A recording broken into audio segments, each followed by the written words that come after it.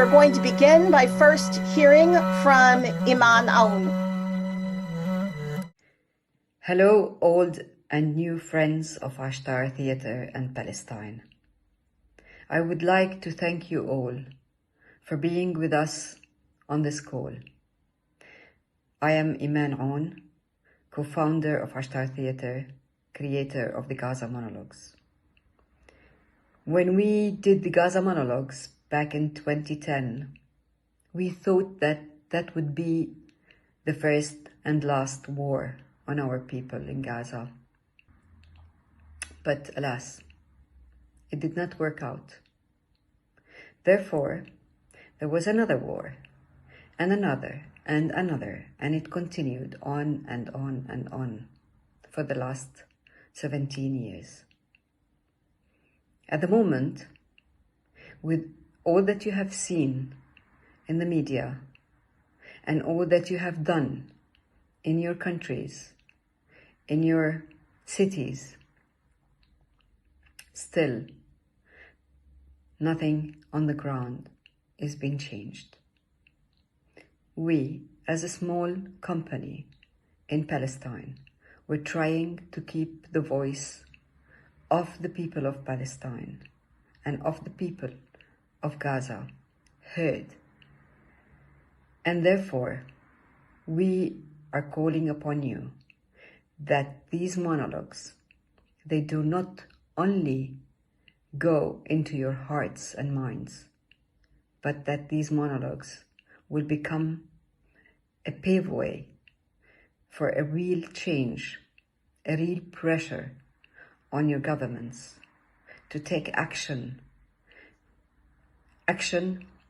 that will bring justice and long-lasting solution for a sovereign state for Palestine, that the world will all agree to have and will all recognize the state of Palestine. Because through peace and with peace, we can all live as regular people. Thank you. Thank you for being with us on this call. And we are all together to save our humanity. Calling Up Justice is producing the Gaza Monologues in the spirit of cross-movement solidarity, ensemble, and abolition. Through cross-movement solidarity, we create a united front. And this isn't just about cross-movement solidarity, because disabled artists and organizers understand that we share the struggles of the Palestinian people. In Gaza, the Israeli bombardment and blockades are creating a mass disabling event, whether it be by forced displacement, surviving continuous air raids, having loved ones and entire families murdered and missing, and so much more. The colossal rates of individual and collective trauma create all types of disabilities, ranging from mobility, psychiatric, sensory, chronic illness, and so much more. Due to the Israeli government's destruction of Gaza, including constant attacks to critical hospitals and medical centers, all disabled people, including those newly disabled who survive, have limited to no access to needed life-saving and life-sustaining care. This is a direct quote from the CRIP call to action. That language I just said to you was written by a disabled Jewish person who is here for the cause. This is only possible because of all of us coming together.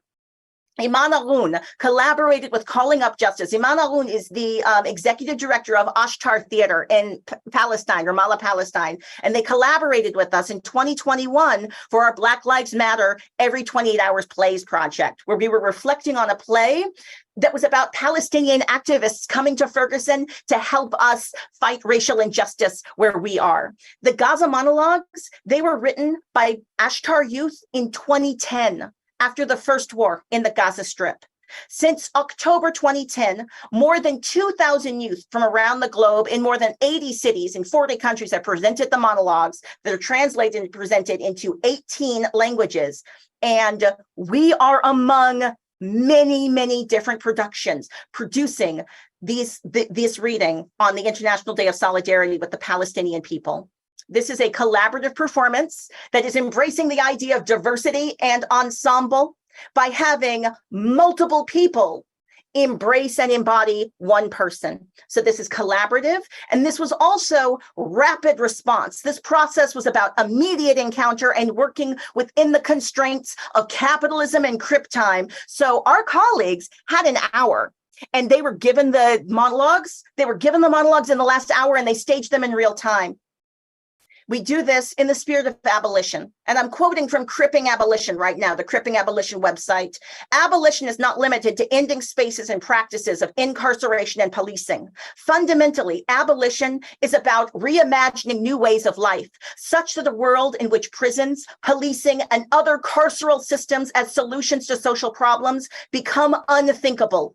Abolition is not just about creating new responses to crises, but creating a new world in which we thrive, such that less crises happen in the first place. What we are doing right now is an exercise in radical empathy, and is an exercise in abolition. Ahmed El-Rozi, born 1993, Al-Wahda Street.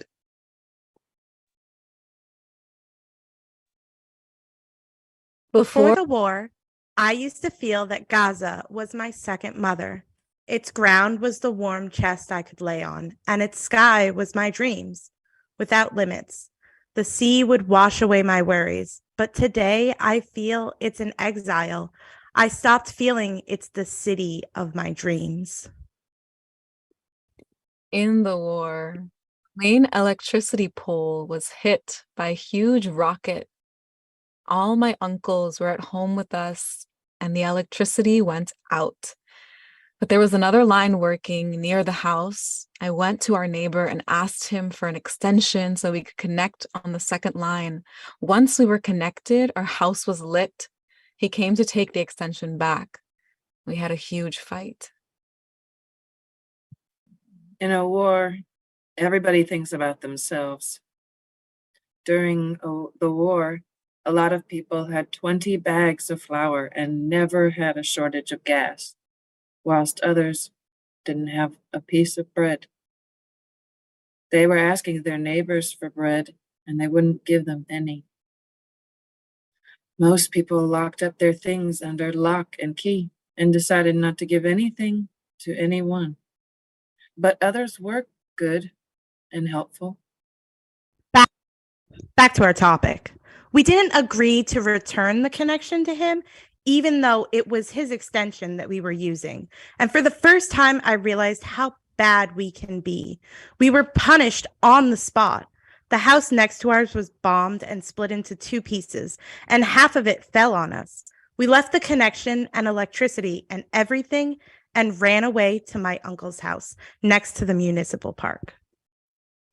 My uncle's house is so close to a government building, and in the evening, people started saying that building would be bombed, and if it was bombed, my uncle's house might disappear from existence. We sat there not knowing what to do or where to go. My dad kept reassuring us, "Don't worry, don't be scared, nothing will happen." We stayed like that till midnight. We kept hearing rockets and explosions. My dad kept saying, "Don't worry, don't be scared." But suddenly he said, "Follow me, we're going back home." And he started shaking, and all of us started shaking with him. And my mom started screaming, and my uncle was in really bad shape. Anyway, all of us ran away in the middle of the night with my uncle's family. We ran home. We ran home. Couldn't believe it when we got home.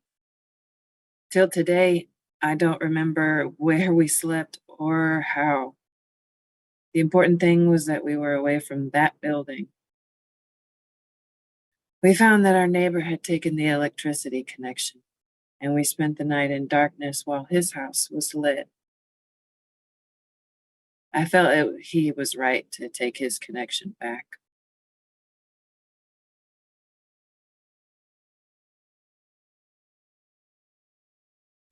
After that, my dad got a connection complex. He bought 3 electric cables and 6 glass bottles, 2 electric pans, 20 neon lights, 20 packs of candles, 6 packs of cans, 10 packs of wires, 6 flashlights, and 2 boxes of batteries.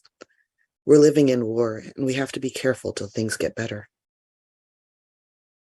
I got a complex worse than all the others. It's as though I was generous before the war, or maybe I didn't know the value of things because I couldn't believe that there would be a day when I wouldn't find a drink of water or a piece of bread. But after the war, I became super careful with everything and anything. I started barely sweetening my tea. And if I broke a loaf of bread, I wasn't allowed to finish it. I lost my appetite for food and I became really economical.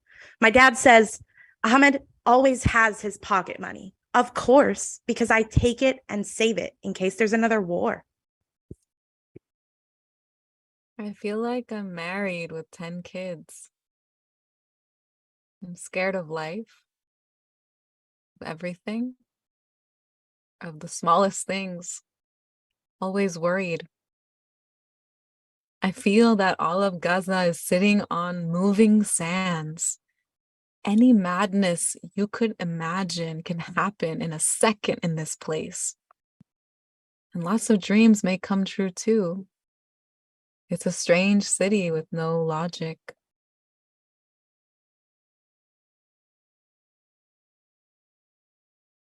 China is now a third of the world, and they can work but barely make enough shoes and shirts for Gaza. Gaza consumes everything, and the world attacks it.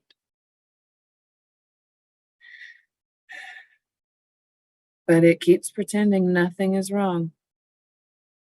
Actually, Gaza is full of poverty, and there are people who pick their food from the garbage.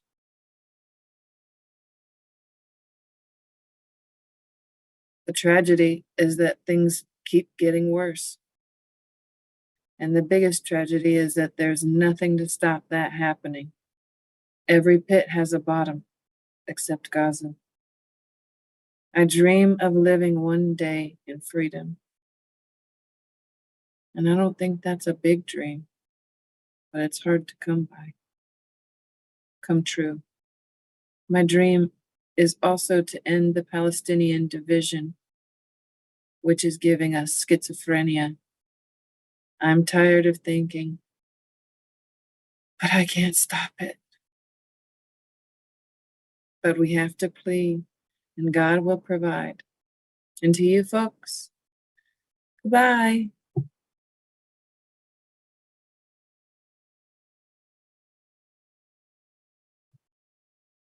Ahmed Taha, born 1996, Al-Daraj.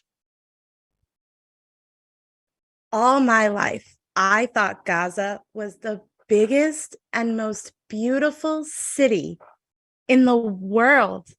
But once I went with my dad to Jaffa and came back with my head spinning. And after that, I felt that Gaza was the size of a needle, whole and wasn't beautiful. And it keeps getting smaller and worse. No one can breathe. And on top of it, we're not allowed to travel. Every time I walk the streets of Gaza, I suffocate. Jaffa's picture won't leave my mind. I ask myself, where are we? We're so far from the rest of the world. That's why I'm always at the sea, because I feel it's not from Gaza. I keep writing my name on the sand, and the waves come and erase it. Before the war, I wanted to be an electronics engineer. But since the war, I hate going to school. I feel I won't be anything important in my life. And even if I will, so what? It's all the same in the city. Am I going to be the prettiest flower on a garbage heap? When the bombing began, all the schools in Gaza went home except us. The principal won't let us leave. The kids freaked out, and in a second, they all went onto the schoolyard. The weird thing is that I'm in the Zatunesh school, the one near the Ministry of Passports, which got hit first. With the first hit, a piece of rocket flew onto the biggest tree in the school and sliced it in two, like sugarcane. As soon as we saw that, no one stayed in school, students, teachers, or the principal. We fled for our lives. I thought the only martyr that I would see in the war is the tree. But as soon as I got home, there were 4 martyrs on our street, as though waiting for me to say goodbye to them. When I was done with that, 3 more martyrs from the same family in our street arrived. As soon as we buried them and returned, our neighbor's house, 2 houses down the street, was bombed by the army, and the house was wiped off the ground. Everyone died. I felt most sad for the little girls. I felt the war was targeting me alone out of all the people in Gaza. All day, I'd been seeing martyrs.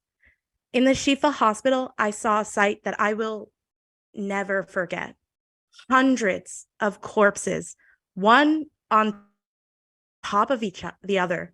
Their flesh, their blood, and their bones all melting on each other. You wouldn't know the woman from the man or even the child. Piles of flesh on the beds, and lots of people screaming and crying, not knowing where their kids are, their men, or their women. That night, I came home from hospital and was awake till morning from fear. I thought that it would only be that night that I couldn't sleep. But till today, I still see them in front of me, and I can't sleep.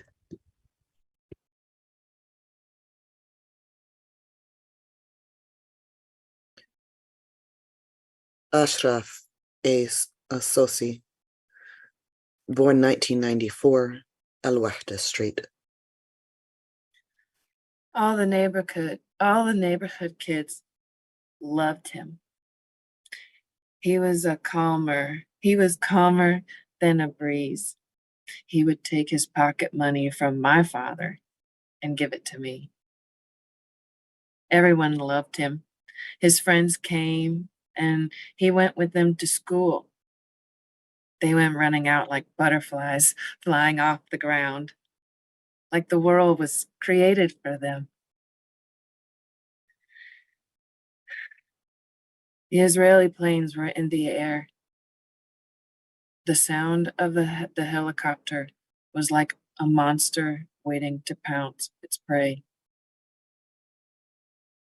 A car of wanted men was driving along Yura Street, and the butterflies were near the car. The butterflies didn't know that this car would be the fire that would burn them. A rocket fell on the car. My brother Tariq flew 5 meters off the ground. He flew higher than the car, then came down walking. Nothing was the matter with him. The ambulance came and took the corpses. People told him to get into the ambulance, but he told them, nothing is the matter with me. And he kept going to school.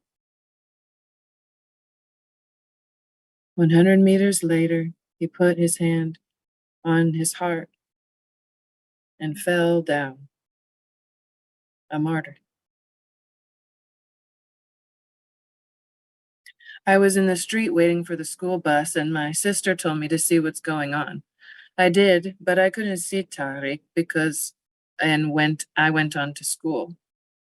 When I was in class, my uncles came and told me, you will take 3 days off school.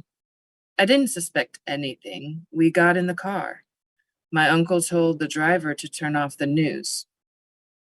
Then I started getting suspicious because my uncle loves the news. We got home and there was a big crowd of people around. Before I went down, I saw my father sitting on the chair, crying. It was the first time I saw my father cry, and he was holding the picture of my brother, Tariq.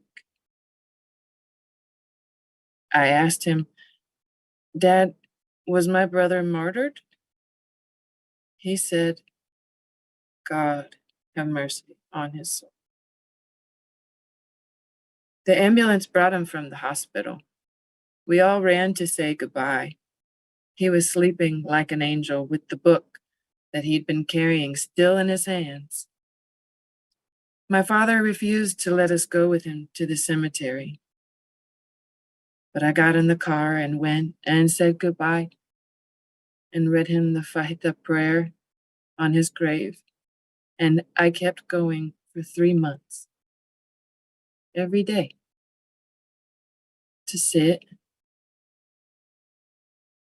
at his grave and talk to him. At night, I stare at his picture in the room with the hero, martyr, Tariq, written on it. Since my brother was martyred, I got used to sleeping in the bed alone. We used to sleep one on top of the other, legs on top of heads. Sometimes it felt like all our limbs were jumbled. But today I have a bed by myself.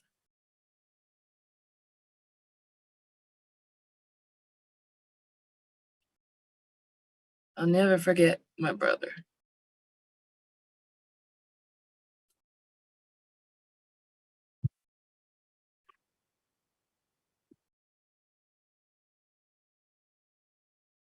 Allah Hajjaj, born 1996. El Shujaiya Al Mantar.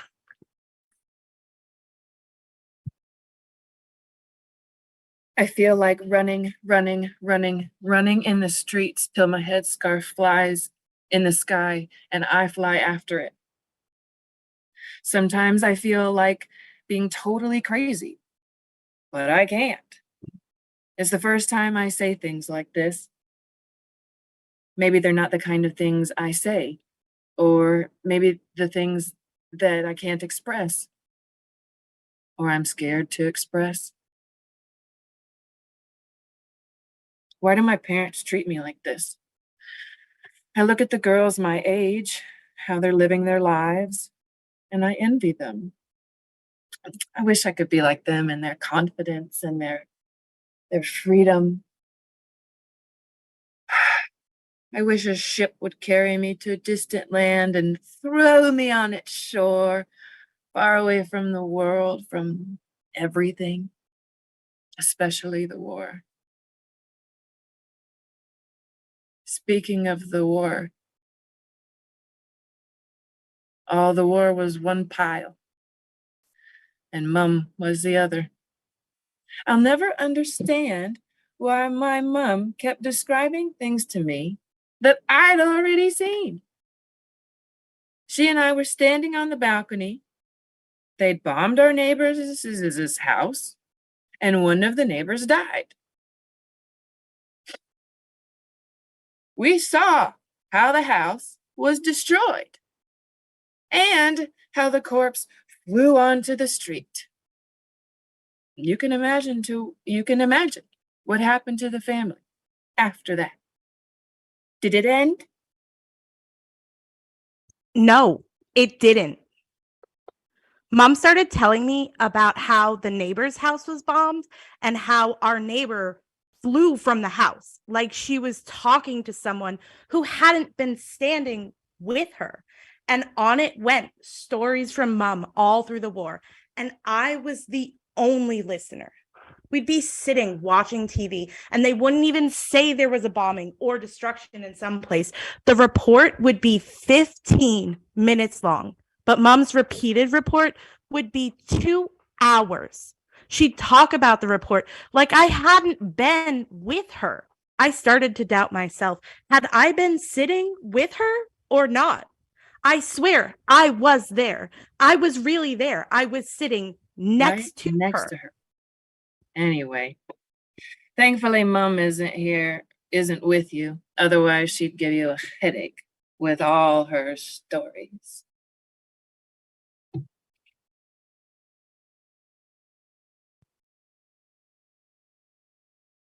Amani Sharifa, born 1992, Al Ramal. Gaza is a plane carrying people and traveling towards the unknown, landing neither in heaven nor in hell. No one knows when it will land, and some people may say suspended like that for twice my lifetime. All days here are the same. There's nothing new. The simplest thing is that dreams and wishes are hard to make true in Gaza, especially if they're like mine. To be an artist, singing and acting and playing music. In Gaza, the only music is that of death and dancing on wounds. If I go abroad and studying directing, how would society look at me? After I graduate, would the country be like now or worse? Everything for me is foggy and unclear, like people's faces on Friday at the Ferris market, and like the day the war began. The first hit was at the Ministry of Passports. My friend and I came out of an exam. It was the first day of the first term exams. We sat in front of the school gate talking and waiting for the rest of our friends so we'd go home together. Suddenly there was a series of explosions.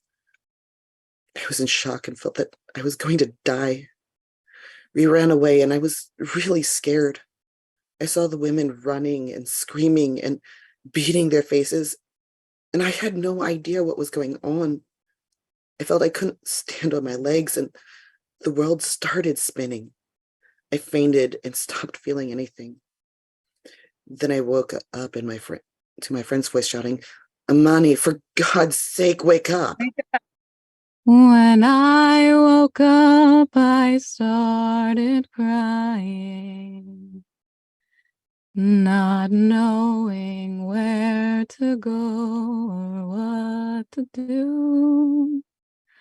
An older girl, she helped me, took me home.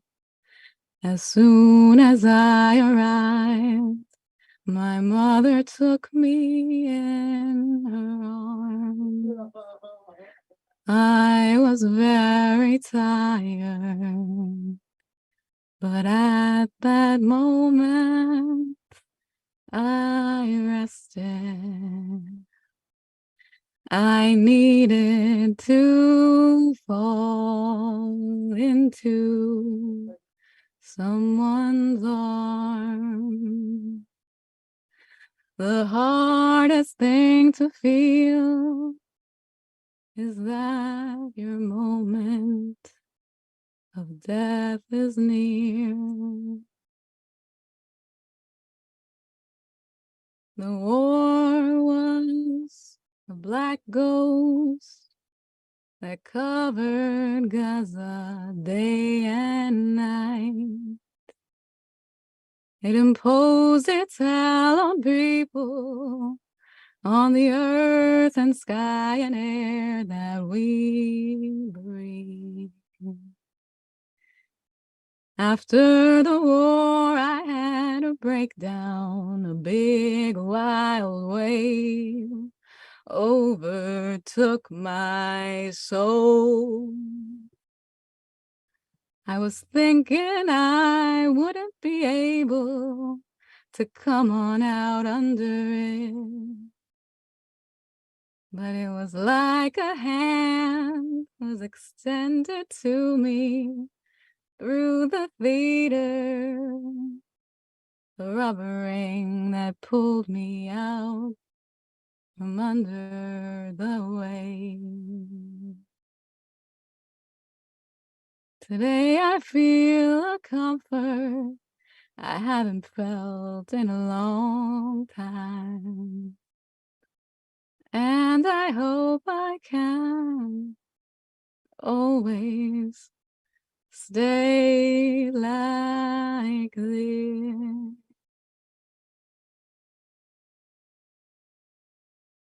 We were only able to pull this off in a very quick turnaround, rapid response because our disability theater community said yes right away. Our theater community said yes right away. HowlRound offered support immediately. The Curiosity Paradox signed up immediately. So just thank you. Thank you to Kiana. Thank you to Jasenia. Thank you to One Free Community. Thank you for your work. And thank you so much to Ghostlight Interpreting for offering ASL support. The choices that you just witnessed, those were the choices of the brilliant human beings who volunteered to join us on a moment's notice to stand up for Palestinian lives. Inside the chat on HowlRound are listed all of the other productions that are taking place across the world. So just know that you are aligned and in collaboration with so many people speaking these truths today. I was so incredibly moved by the creative choices that y'all made. And I really feel like this production embodies the elements of disability justice and the idea that we are all one. We're going to be dropping some next steps, action steps into the chat, and we are wishing you the best. Please keep working for justice. Thank you so much for joining us. This will be a recording on HowlRound, so you can share this recording. You can do watch parties in the future. But thank you for joining us on Wednesday, November 29th, 2023. For International Solidarity with Palestinians. I'm going to invite everybody to turn on their cameras for our final moment as we say goodbye to everyone. So if you want to turn on your cameras, go right ahead. I'm so moved. I did not have a chance to drop all of the links of these amazing human beings. Like, you don't even know how amazing these human beings are. You were all so good. And you all didn't see the chat. The chat here where we were just enthusing to each other. So many wows. That's beautiful. That's so moving. I was sitting here, y'all, so much tissues. So many tissues. Goodbye. So everybody away.